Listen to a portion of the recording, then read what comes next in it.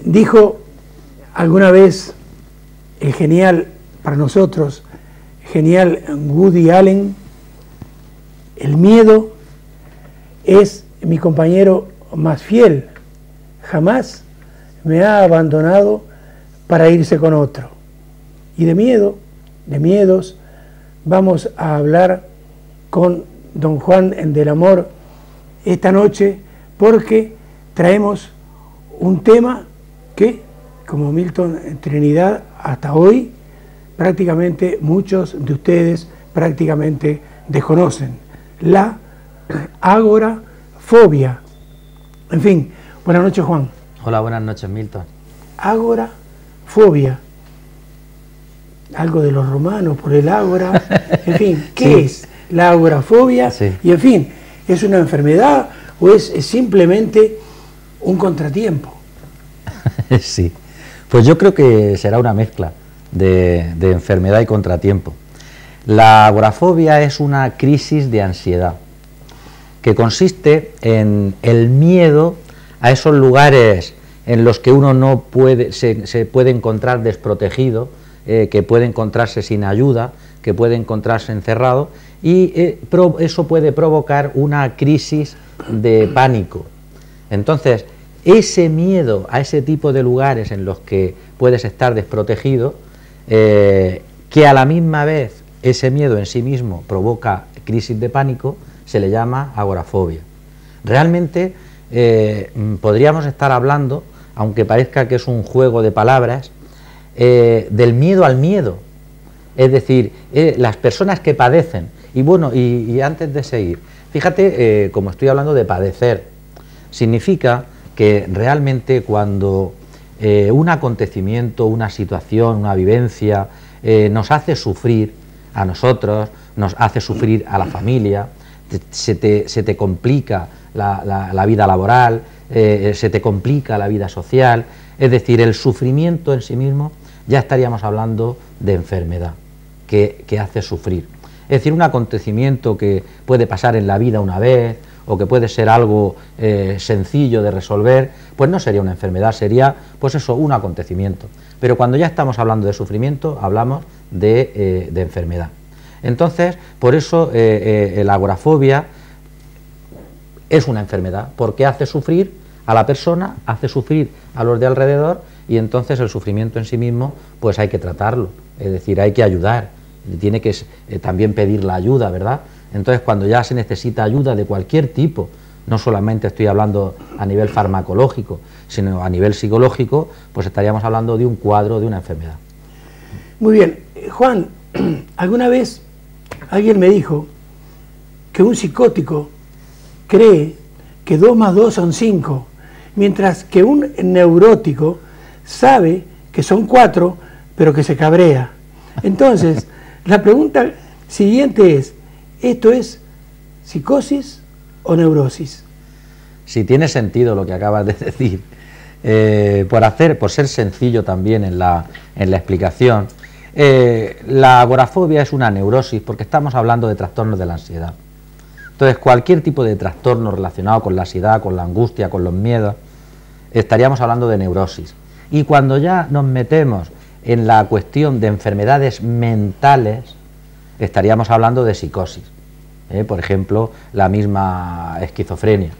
Pero si estamos hablando de una cuestión de miedo, de ansiedad, incluso ciertos trastornos obsesivo-compulsivos, trastornos que están relacionados con esa situación de pánico que hay personas le entran simplemente por pensar que tienen que hacer alguna actuación, porque la agorafobia está dentro de las fobias, y las fobias, pues bueno, tienen su clasificación, pueden ser fobias específicas, es decir, que tienen ese miedo a cuestiones concretas. ¿Quién no ha conocido a alguien que le tenga miedo a las arañas, o miedo a, bueno, pues a algo concreto, ¿no? A algún bicho, alguna situación, ¿verdad? Hay miedo también, hay fobias sociales, hay personas que el hecho de hablar en público, o el hecho de presentarse a un examen oral, o tener que defender algo delante de otras personas, o incluso delante del sexo contrario, se bloquean, se vuelven incompetentes, les entra una ansiedad terrible. Y luego estaría la agorafobia, que es de lo que estamos hablando, de esos sitios en los que uno piensa, es un miedo un tanto irracional, en los que uno piensa que se va a encontrar desprotegido, que se va a encontrar que puede tener algún problema. El hecho de pensar, pues claro, te produce ahí un círculo vicioso que te puede crear incluso la misma crisis de pánico antes de llegar incluso al sitio, ¿verdad? Entonces, ¿por qué? Porque es una cuestión mental, es una cuestión irracional. Ahora, Juan, es una enfermedad, yo diría, selectiva, es una enfermedad que selecciona a determinado tipo de personas o, por lo general, ¿a quiénes afecta? Bueno, más de una vez hemos comentado aquí de que es cierto que a no todas las personas les afecta igual, no todas las personas están predispuestas a sufrir las mismas enfermedades. Hay estructuras de conducta y es cierto que a personas concretas les puede afectar. Si vemos lo que dicen los estudios, parece ser que esta enfermedad, si le queremos llamar así, agorafobia, afecta más a mujeres que a hombres. Y luego también, aunque puede surgir en cualquier momento de la vida, pero lo normal, la prevalencia suele estar en personas en una banda de edad entre la adolescencia y los 30-35 años. Es donde suele surgir. Eso no quiere decir que una persona de 40 no le surja, por alguna experiencia traumática o algún problema que haya tenido. Pero eso está dentro de la normalidad de los estudios. Ahora, imagino que para quien lo está tratando o quien lo ve, evidentemente observa en la persona síntomas. Entonces yo quisiera saber, en realidad, y nuestros televidentes exactamente lo mismo, ¿cómo es entonces, Juan, que comienza este problema de la agorafobia y cuáles son los síntomas que hacen que uno sepa que esa persona sufre de esta enfermedad? Bueno, mira, primero tiene que quedar claro que esta ansiedad es distinta del miedo. Cualquier persona, dentro de la normalidad de la vida y de las personas, de cualquier tipo de cultura, ante el miedo podemos tener dos reacciones. ¿Por qué? Pues porque genéticamente, pues, como animal mamífero, estamos predispuestos a reaccionar. Entonces, ante una situación particular de miedo, es decir, que tengo claro dónde está la fuente, pues uno puede o huir o enfrentarse, ¿verdad? No puedes hacerlo. Hombre, si una persona es incapaz de responder, que se queda bloqueado, que no responde, bueno, también puede ser otra posibilidad. O un lelo, que no se entera, le da igual, no tiene, viene la situación del miedo. Pero bueno, hay que entender que las reacciones normales son esas. El problema del agorafóbico es que está luchando entre esa confrontación y esa evitación. Es decir, la persona que padece de agorafobia no se enfrenta al miedo, es decir, lo evita, es decir, tampoco huye, porque para huir hay que enfrentarse. Entonces, en esa evitación, pues es donde está el gran problema de aprendizaje. Es decir, una persona que hemos dicho en la normalidad entre la adolescencia y los 30-35 años, ante una situación que ha vivido traumática, que le ha producido una situación de crisis de pánico, pues en vez de racionalizar, es decir, en vez de pensar, de reflexionar, de decir, bueno, ¿qué ha pasado aquí? No he sabido responder, en ese momento me ha traicionado, me he quedado bloqueado. Es decir, uno puede racionalizar las cosas, puede pensar, normalmente todos lo hacemos. Pero estas personas aprenden, que eso es complicado, por eso donde se inicia, a evitar la situación porque piensan que les va a ocasionar una crisis de pánico descontrolado, que se van a volver locos. que es una situación tremenda. Entonces, ¿qué es lo que les pasa? Esos síntomas que me acabas de comentar. Primero ya hemos visto que puede ser un aprendizaje, por una situación que puede ser incluso casual, pero bueno, lo ha aprendido. Entonces, lo más difícil de esta vida no es aprender, es desaprender. Bueno, entonces, ¿qué es lo que pasa? ¿Qué síntomas hay? Bueno, pues lo primero que piensan es que van a tener como un infarto, porque claro, el corazón empieza a latir, pero a latir con fuerza, y como la mente traiciona, y estas personas tienen más tinglaos mentales que el pensar en la realidad, pues es un infarto, claro, el corazón. ¿Qué es lo que pasa ahí? No son capaces de razonar algo tan sencillo como que es normal que ante una situación de miedo y defensa, el corazón lata más fuertemente porque tiene que bombear oxígeno y sangre al sistema locomotor y al cerebro, lógicamente.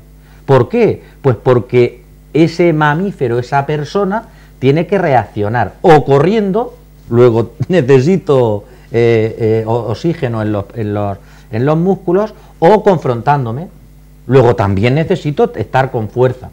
Entonces, claro, el corazón empieza a latir y en vez de pensar, oh, qué bien, ¿no?, que yo estoy extraordinario y además el corazón se está fortaleciendo, pues no, es todo lo contrario. Para colmo, claro, un infarto hay que entender que es muy difícil que dé por estrés. Puede dar por otras cuestiones que, bueno, yo no soy médico, pero cualquiera los puede saber, porque estás obeso, porque eres propenso, a lo mejor por genética, pues por fumar, por beber, es decir, pero es muy difícil, hombre, la imposibilidad no está, que por un simple estrés dé un infarto. A eso le unes, me has preguntado síntomas, ¿verdad?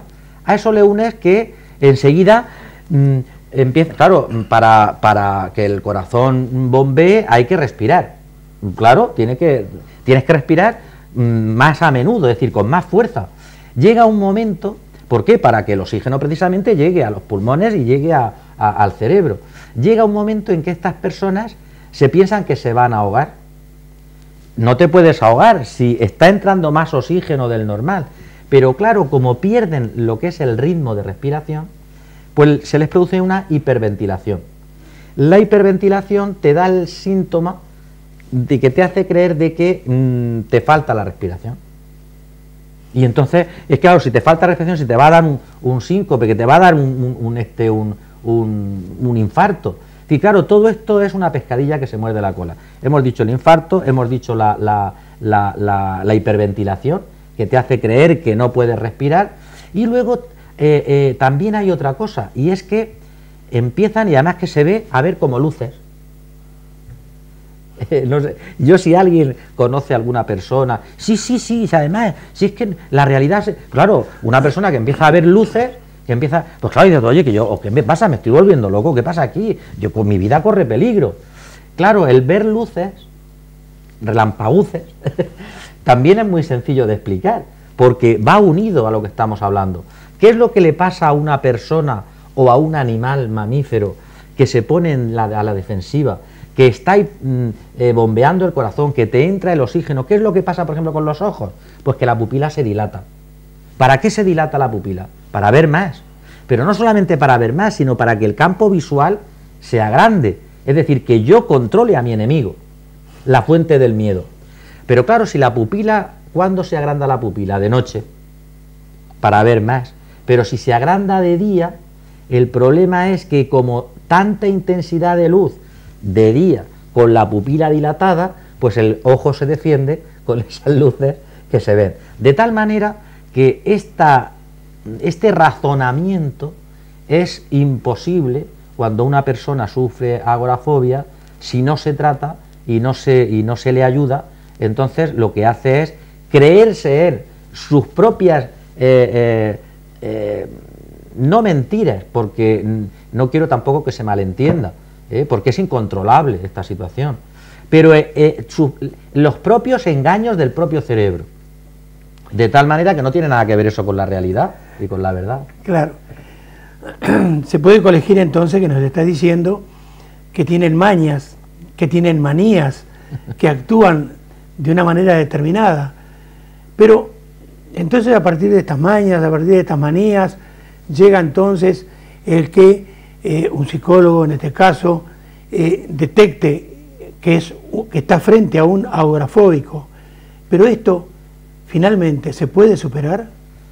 Bueno, es mucho lo que has comentado. Claro. Bueno, vamos a ver, lo de las mañas son, sí, las artimañas, estás hablando de esas Claro. manías que tienen. Sí, eso es muy sencillo de ver, sobre todo en los familiares y en las personas que vivan cerca de alguna, de alguna persona que sufra de agorafobia. Bueno, pues, por ejemplo, son personas que evitan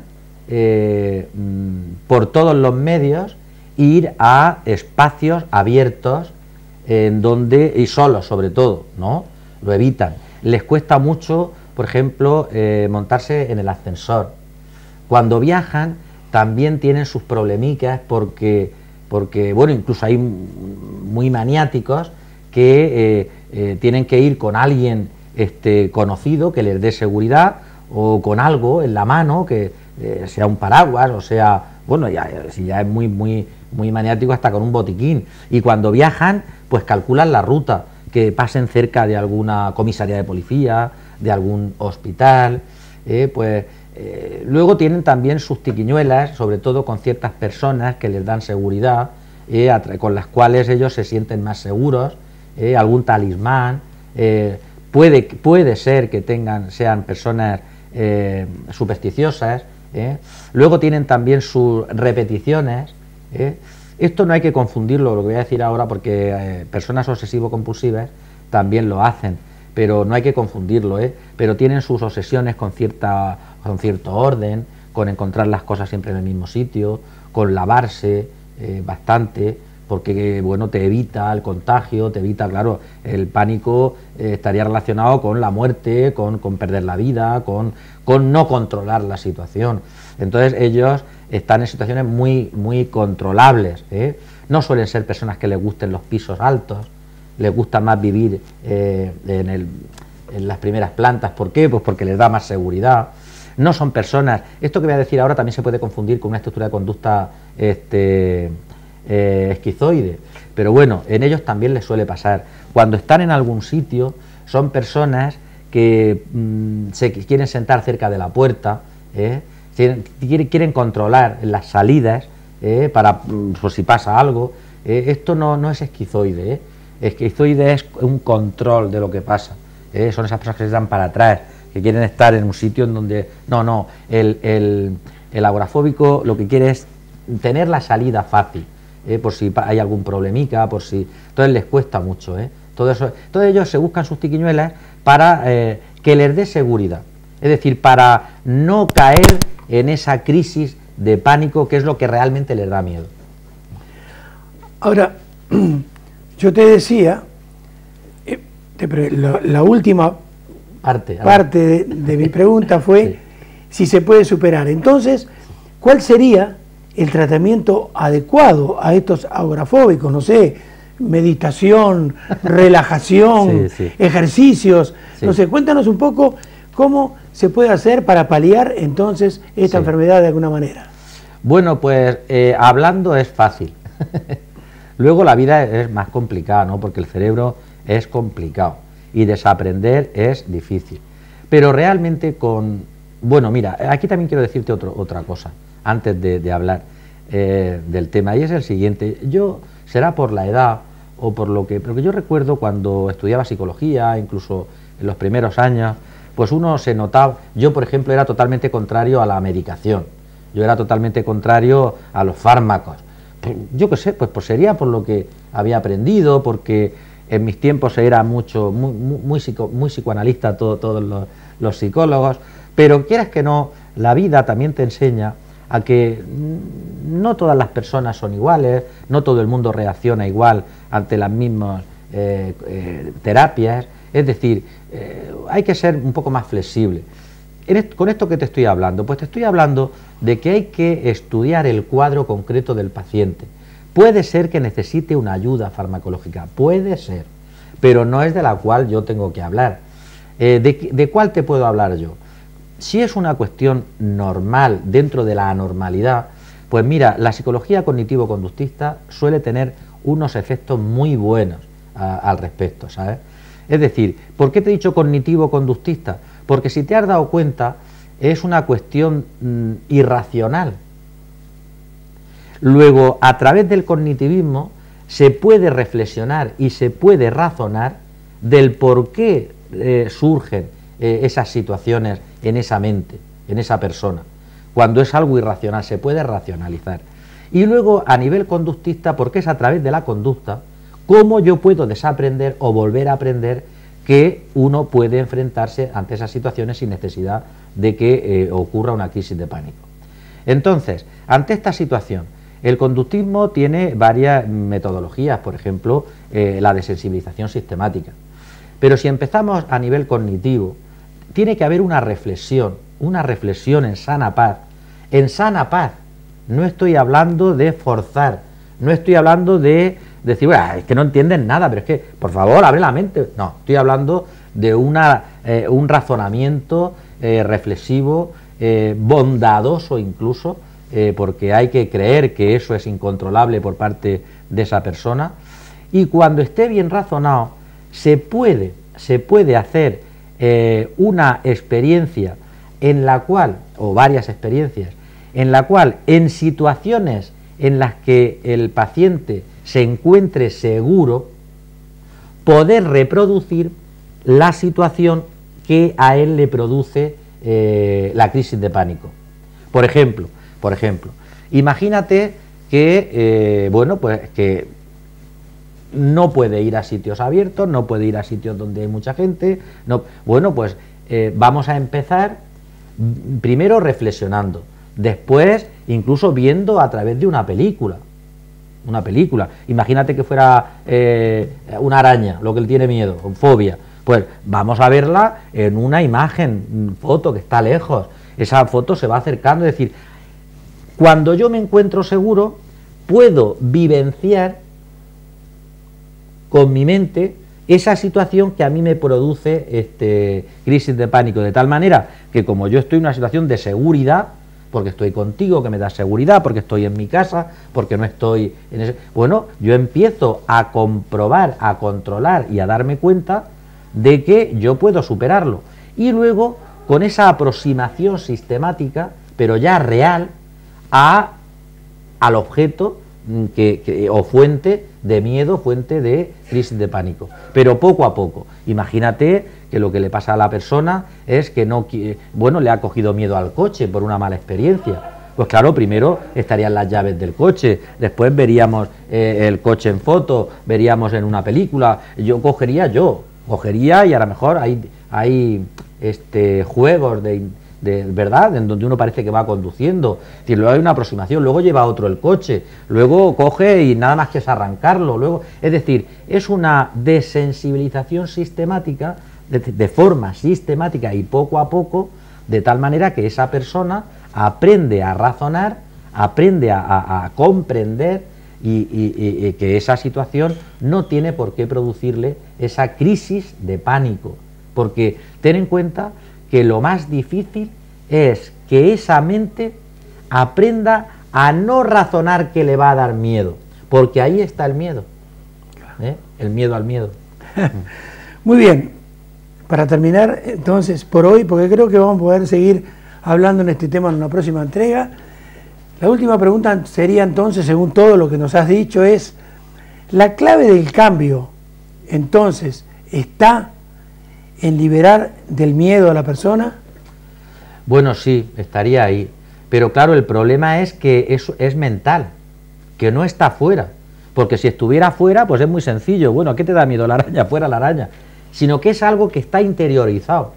Luego lo difícil es que vuelva a interiorizar que realmente no es tal fuente y que esa persona puede confrontarla, o llegado el momento puede huir, no pasa nada, pero sobre todo encararlo. Es decir, no sé, hay una frase que ahora no me viene a la mente, pero es nuestra también, no sé si a ti te puede venir, el cara a cara, es decir, el confrontarte con la situación, porque ahí está el problema, es que en la evitación Porque claro, si se confrontara, pues saldría ganando o perdiendo. Pero como en la evitación está el problema, pues es aprender realmente no solamente a quitar el miedo, sino a trabajar con tu mente, a trabajar con ese miedo y reconocer que el miedo es algo normal. El miedo es normal en todas las personas normales. ¿Por qué? Pues porque es un mecanismo de defensa que tenemos para defendernos, ¿eh? Y entonces no tiene por qué dar miedo el miedo. El miedo es normal. El que no tenga miedo a algo, bueno, pues no sé, pues será un lelo o será... Pero los miedos son normales. Lo anormal es la evitación en sí mismo. Y el sufrimiento mental por el hecho de evitarlo, que eso es lo que se trabaja realmente, ¿eh? Entonces tú has dicho, ¿a quitar el miedo? Pues hasta cierto punto. No es bueno quitar el miedo, tenemos que tener miedo, pero tenemos que saber afrontarlo. Ese es el aprendizaje. Muy bien, Juan. Una vez más, muy contento de tenerte nuevamente después de un impasse con nosotros y esperamos dentro de un par de semanas seguir conversando contigo. Y a ustedes decirles que a través de todo lo que Juan nos dijo esta noche, no deseen nunca entonces estar libres de peligros. Simplemente piensen, deseen sí tener el suficiente valor para afrontarlos. Hasta la semana que viene.